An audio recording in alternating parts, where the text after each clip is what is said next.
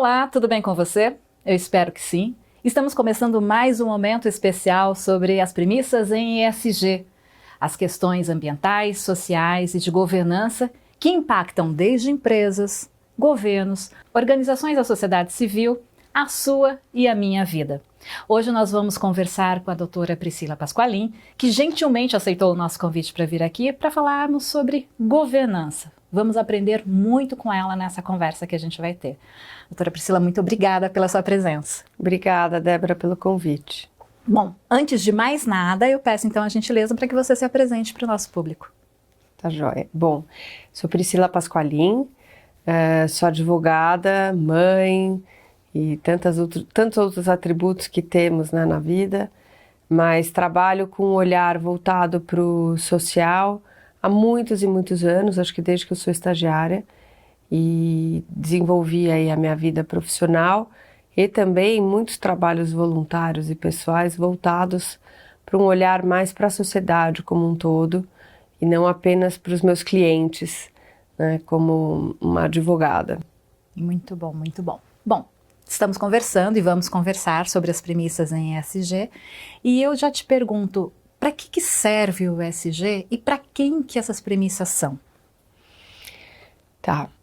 Bom, o ESG, ele é essa sigla, né, que tem a ver com meio ambiente, governança e social.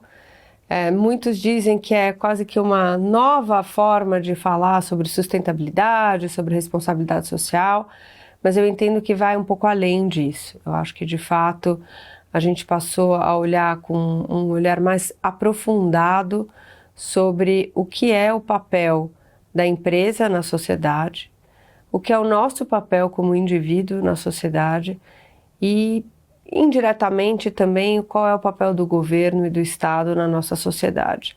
Porque a gente chegou num ponto em que a gente tem algumas externalidades de nós como seres humanos no mundo, no planeta, que estão aí, né, palpáveis. Antes eram só alarmismos, predições futuras, estava muito distante, mas hoje a gente já viu que não estão tão distantes assim, ao contrário, já estão batendo a nossa porta.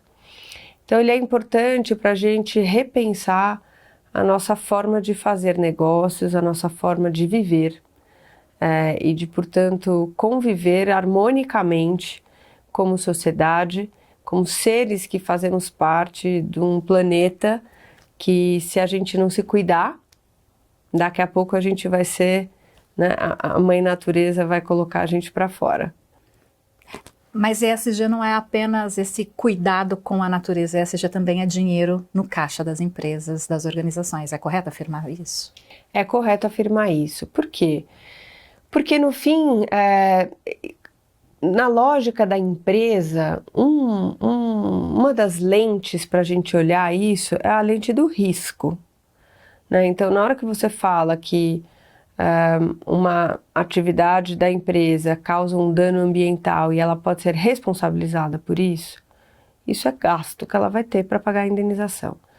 Na hora em que você tem um boicote geral de consumidores sobre a sua marca, por uma prática racista, por uma prática que não é aceita hoje pela nossa sociedade como um todo, isso cai as vendas, isso quebra uma empresa.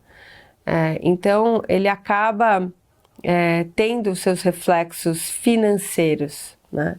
E talvez a partir daí que a gente tenha começado a ver esse movimento na sociedade de ter um olhar mais profissional para estas questões, né? Em aspectos jurídicos, qual a relação da área jurídica com as premissas em ESG? E eu começo essa pergunta falando especificamente para as empresas. Tá. Bom, tudo começa pela governança, né? Acho que o G, ele é o central. Ele é a governança da empresa que vai olhar para qual é a função social daquela empresa e como é que ela vai se colocar no mundo, tanto perante o seu público interno, quanto perante o seu público externo direto e o seu público externo indireto, né? E aí, na hora que você fala em governança, você tem uma linha na economia e, consequentemente, no direito, que falam que a empresa ela deve existir única e exclusivamente para gerar lucro para os seus acionistas. Essa é a função da empresa. Sendo essa a função da empresa, juridicamente falando, essa é a responsabilidade dos seus administradores. Ou seja, eles só podem trabalhar para gerar lucro para aqueles acionistas. E na hora que você fala de gastos indiretos, indiretos entre aspas, né, mas que não são diretamente relacionados com a atividade fim da empresa, isso poderia ser questionado por um acionista. Por que você está gastando com uma atividade social que nada tem a ver com a produção dos produtos que eu vendo no varejo, né? Eu teria uma diminuição, eu como acionista, do meu lucro com relação por conta, na verdade, daquela despesa. Então, estaria o administrador descumprindo o seu dever fiduciário de trabalhar para produzir lucro, o máximo de lucro possível para a empresa? Essa é uma linha de raciocínio econômica e jurídica, né?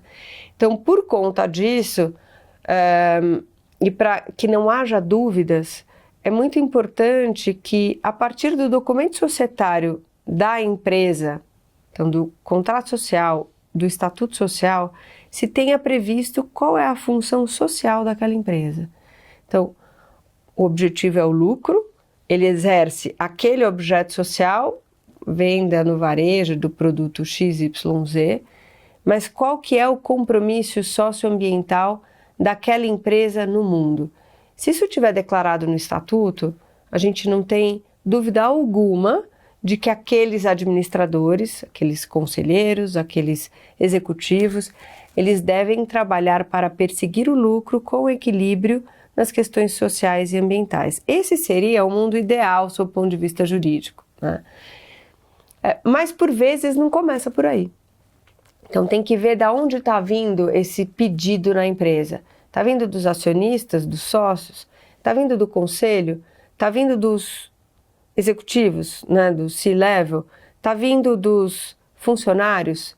Hoje muito se diz que a empresa não consegue reter talentos de uma nova geração se a empresa não se comporta responsavelmente, se ela não tem um propósito maior declarado. Aonde isso estaria declarado? No estatuto ou no contrato social, ou num planejamento estratégico que se transforma em políticas escritas mesmo, assumidas pela empresa, onde você organiza uma governança que vai cuidar daquele propósito lucrativo com equilíbrio socioambiental. Como? Com que organização? A organização prevista nos documentos que regem a governança daquela empresa.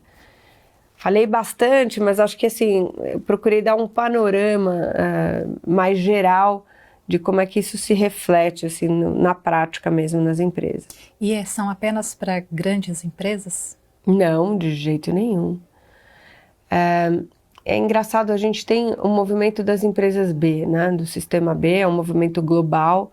Começou, acho que, eu não sei se foi o primeiro país, mas tem um movimento forte nos Estados Unidos, um movimento na Europa, na Inglaterra também é muito forte, mas nos Estados Unidos surgiu muito dos advogados, porque os advogados lá, e você tem decisões judiciais lá muito contundentes falando que a empresa só pode trabalhar para o lucro dos acionistas, nessa linha primeira que eu estava falando, né, que é o capitalismo dos shareholders, né, dos acionistas. E por conta disso, lá eles têm um tipo societário diferente, que é o das empresas B, das B Corporations, que se reflete nesse movimento do sistema B. E você olha hoje no Brasil, pelo menos, você tem muitas empresas B certificadas que nasceram assim, nasceram, portanto, como startups, como empresas pequenas e que depois cresceram. Você tem empresas grandes que se transformaram em empresas B depois. Empresa B e ESG é a mesma coisa? Não, né? Não é toda empresa que tem política ESG que é uma empresa B certificada, mas geralmente a empresa B certificada, ela tem uma prática de ESG que já nasce ali do propósito daquelas pessoas que construíram aquela empresa. Então tem a ver com o propósito, mas tem a ver com cultura, com valores, que isso se espalha na empresa. Isso pode se espalhar numa sociedade de 2 pessoas, que tem a ver com como é que ela olha aquele empreendimento, como é que ela gere aquele empreendimento. Ela está olhando só para o curto prazo, só para o lucro imediato, ou ela está olhando qual é a posição e a função social daquela empresa no ambiente onde ela se coloca, né?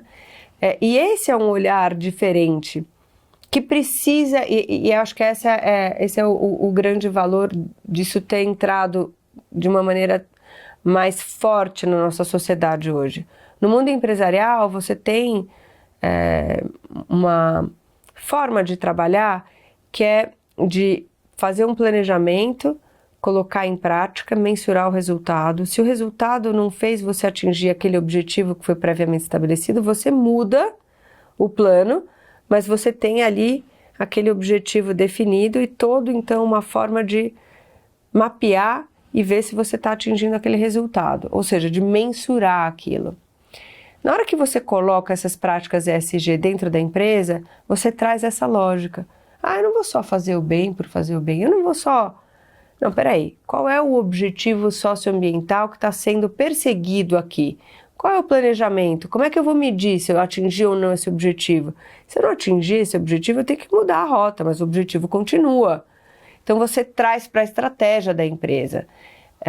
E isso não importa se é pequena, média ou grande. Toda empresa tem que ter uma estratégia para, ao final do dia, trazer lucro para aqueles que empreenderam o negócio, né? Então, tanto faz. Você falou muito de governança, que é o tema da nossa conversa agora, mas você falou também de questões de ter de escrever as políticas, ter de colocar no papel. Isso pode ser visto como aumento de burocracia no dia a dia de uma empresa? E se não, como desmistificar essa ideia? Olha, tem muita gente que enxerga isso como burocracia. Eu enxergo isso como organização. Acho que não adianta, o papel aceita qualquer coisa, né? Então você pode colocar uma política num papel, mas ela não serve para nada, porque ela não é colocada em prática, né? Então precisa partir de fato de uma intenção real de colocar essa lente, essa maneira de fazer o negócio com uma lógica ESG. Tendo esse propósito, na hora que você cria uma política, é para você organizar aquele trabalho. Não só organizar, como às vezes a gente acha que todo mundo está na mesma página, todo mundo tem a mesma forma de fazer, todo mundo entendeu qual que é a forma de fazer nova que está se perseguindo. Mas isso precisa se traduzir em critérios objetivos que fiquem claros para todos, que orientem a forma de trabalhar e, ao mesmo tempo, a forma de medir, de cobrar e de mudar a rota. Então, acho que é muito mais uma organização do que uma burocracia, né? Você falou também que o G é o ponto central do ESG, porque ele pode impactar diretamente tanto questões ambientais quanto questões sociais. E lembrando que questões sociais não só da porta para fora, mas também, principalmente, da porta para dentro. Está correta essa informação? Se tivermos uma boa governança, as duas premissas, elas caminham com mais facilidade? Sem dúvida, né? Porque a governança é como se fosse ali a mão no leme do barco, né? Para que direção eu vou?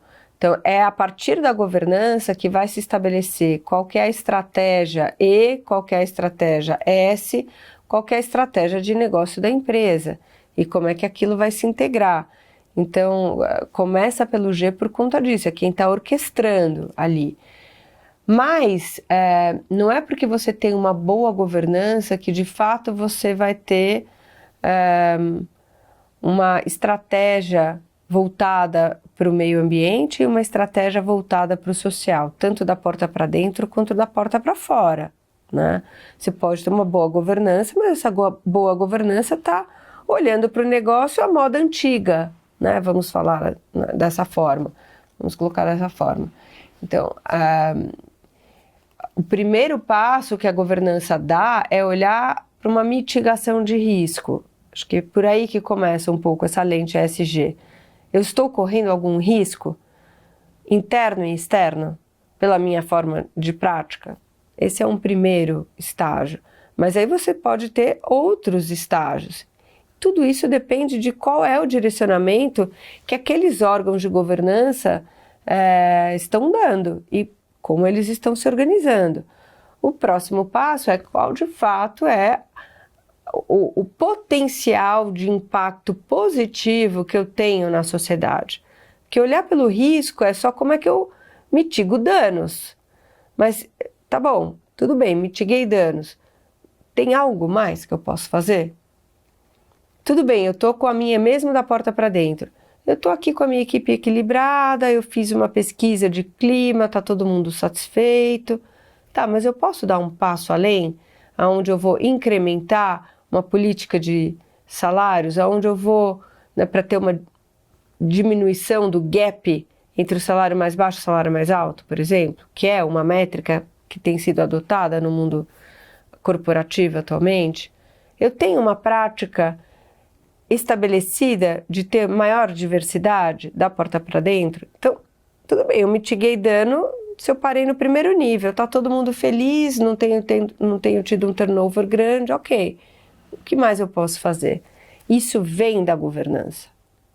E se a governança não colocar isso como um norte, seja a partir dos sócios, dos acionistas, do conselho, se não tiver isso como um norte, por exemplo, temos que medir nosso índice de diversidade. Isso não vai ser feito, né?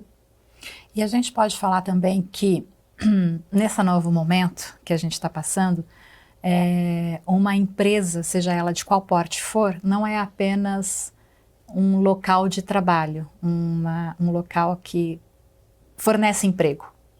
É muito mais que isso hoje em dia, correto? Aí eu acho que a gente entra numa lógica de como essa nova geração tem pensado, né? Acho que é um pouco diferente da nossa, um pouco diferente da geração dos meus pais. A gente passa a maior parte do nosso tempo trabalhando, né? E se a gente não tiver prazer no sentido de se sentir realizado com aquilo que a gente está fazendo, a gente vai fazer outra coisa. E principalmente essa geração mais nova.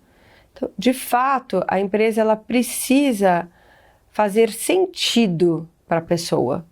Precisa fazer sentido para ela trabalhar ali tantas horas, né?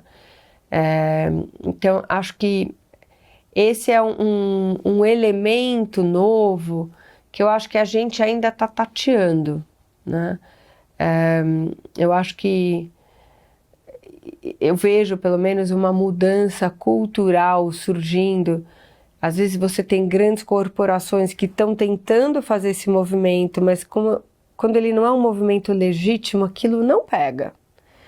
Outras que têm ali no seu DNA já uma semente e que é só uma questão de deixar isso aflorar, que mesmo ela sendo grande, porque empresa grande é muito mais difícil de mudar, né? Sim. Empresa média e pequena é muito mais fácil, né? Mas na hora que tem essa semente que você vê que existe ali, aquilo aflora mais fácil e as pessoas se sentem então mais realizadas fazendo isso.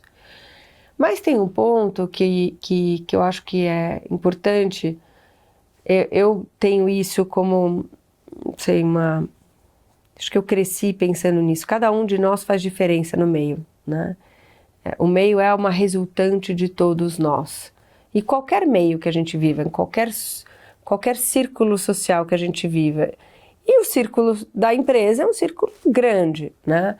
Se a gente tiver um mindset, se a gente tiver uma forma de olhar aquilo que a gente faz mais ampla, o que eu quero dizer? Eu não estou olhando só qual é a tarefa que eu tenho que entregar hoje e estou batendo aqui o ponto e indo embora.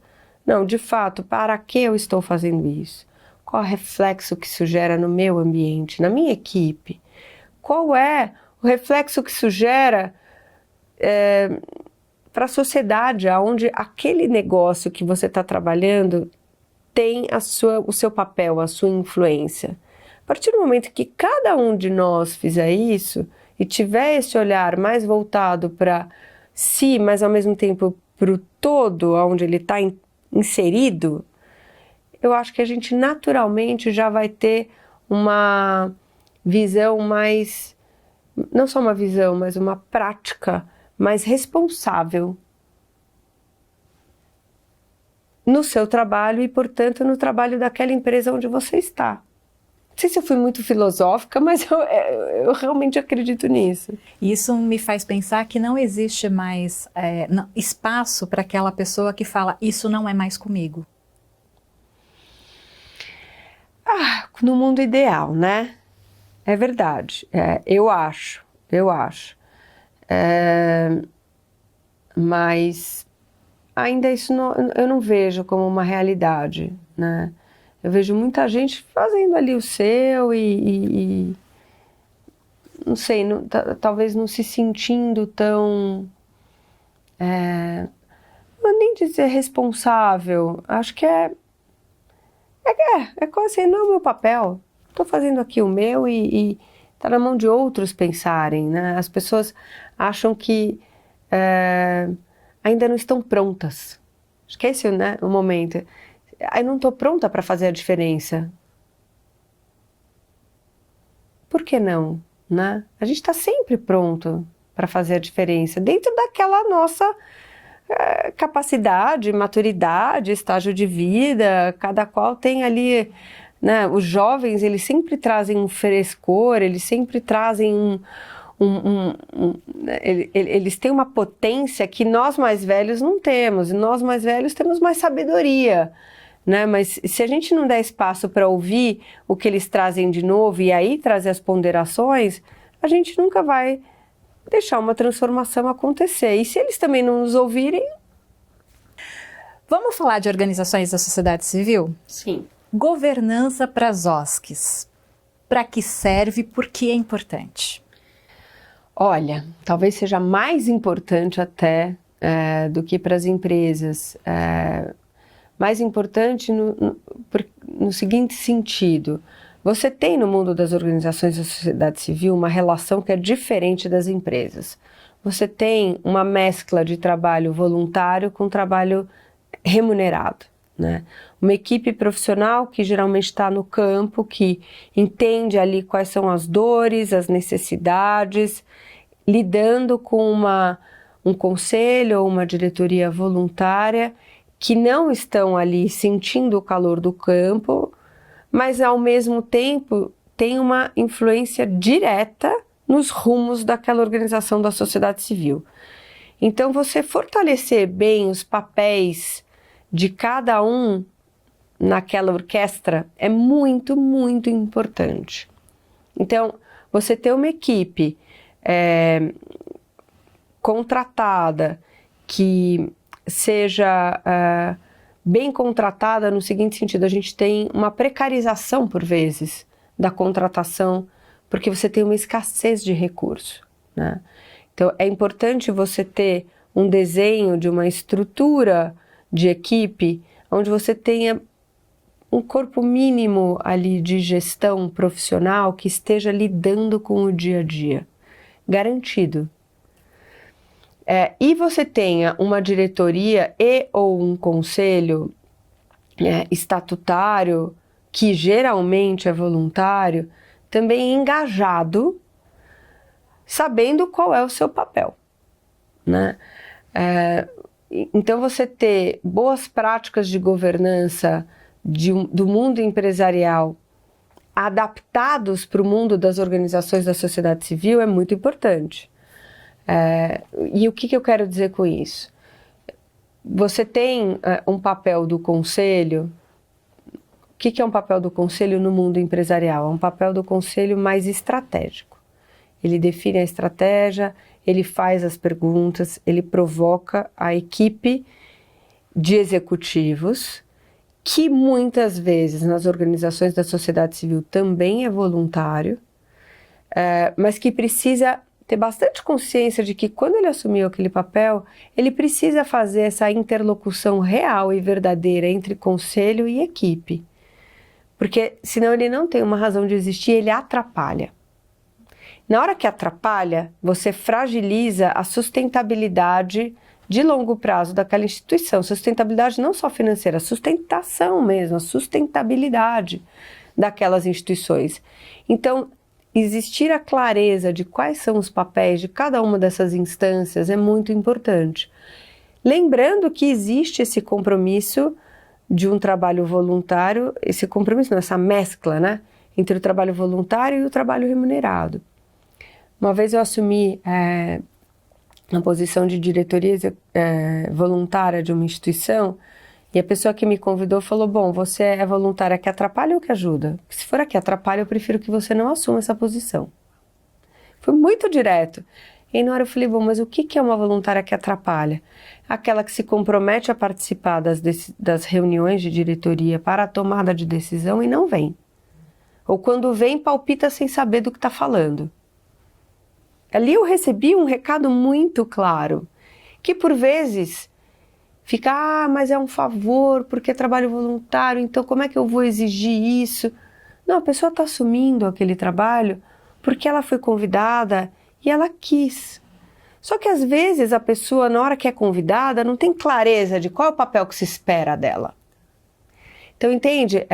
Na hora que você mistura esse trabalho voluntário com uma responsabilidade de fato de um papel a ser cumprido, se isso não está claro qual é esse papel a ser cumprido, como você não recebe por aquilo, as pessoas que te convidaram se sentem meio sem graças de te cobrar. Mas o combinado não é caro. Por isso, aí volta a sua questão da burocracia. Não é burocrático você estabelecer um bom regimento interno, onde você define qual é o papel esperado dos membros do conselho, qual é o papel esperado dos membros da diretoria, qual é o papel esperado da equipe, como é que se dá a relação entre esses órgãos de governança. Isso é muito importante, para você não fragilizar a própria instituição. Então, por isso que eu acho que ele tem um elemento que traz maior complexidade para a governança, porque você mistura aquele amor à causa, aquele favor, que não é um favor, a pessoa resolveu aceitar aquele convite, né? Então você precisa ser um voluntário profissional, ainda que não remunerado, né? Acho que é esse o recado. E para a gente fazer a mescla das duas questões, tanto empresas quanto organizações da sociedade civil, qual o papel delas nesse compromisso ESG? Olha, esse eu acho que é, assim, o momento agora é um momento da gente construir uma nova relação entre as organizações da sociedade civil e as empresas. Há um tempo atrás, você tinha só como um pedido de doação, um pedido de ajuda, um pedido de patrocínio que gerava uma boa imagem positiva daquela empresa. Eu acho que isso deve ser passado. Eu acho que o presente deve ser como é que elas se ajudam de verdade na melhor forma de melhoria dos problemas socioambientais que a gente tem na nossa sociedade. Porque as organizações da sociedade civil, elas nascem já para resolver um problema socioambiental da sociedade. Já para cumprir um papel que não está sendo cumprido por alguém, ou pelo governo, ou pelas empresas. Existem gaps, existem necessidades que elas estão trabalhando para atender. Se a gente olhar para a empresa assumindo uma maior parcela de responsabilidade para com a sociedade, ela precisa fazer uma parceria com essas organizações da sociedade civil que estão na ponta, que conhecem os problemas sociais, que têm tecnologias sociais para levar soluções. Como é que elas se potencializam? Então, eu acho que já não é mais uma prática de marketing da empresa, uma política de patrocínio e doação meio acessória, marginal. Se de fato aquilo entrou na estratégia da empresa, as organizações da sociedade civil são aliados muito valiosos, muito importantes. E a própria organização da sociedade civil precisa também começar a olhar para as empresas de uma outra forma, e não como é uma empresa grande que tem um grande lucro e, portanto, tem como me doar e eu oferecer um benefício fiscal para ela. Não, peraí. Que papel social que eu cumpro na sociedade? Que empresas que precisam deste tipo de ativo social que eu sou, né? Ah, tais e quais. Por exemplo, é territorial?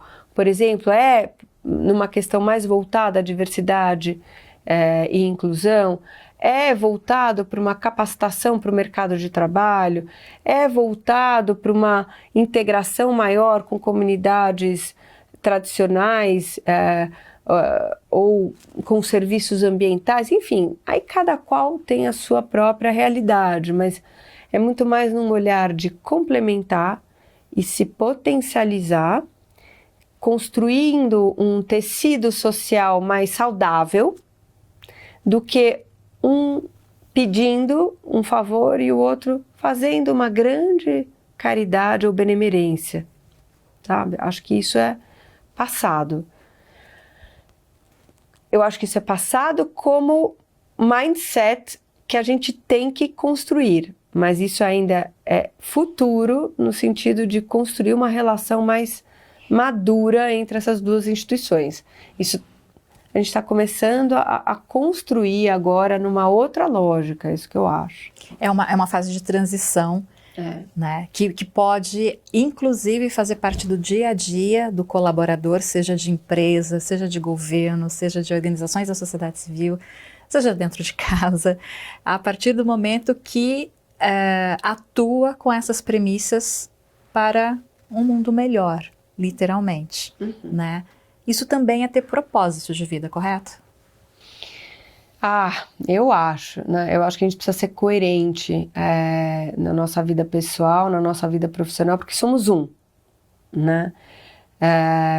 E quando a gente pensa em propósito, pelo menos mas acho que é um senso comum, a gente está olhando num olhar mais longo, né? É uma visão de futuro, é uma visão de quem sou eu nesse mundo? Quem sou eu nessa sociedade?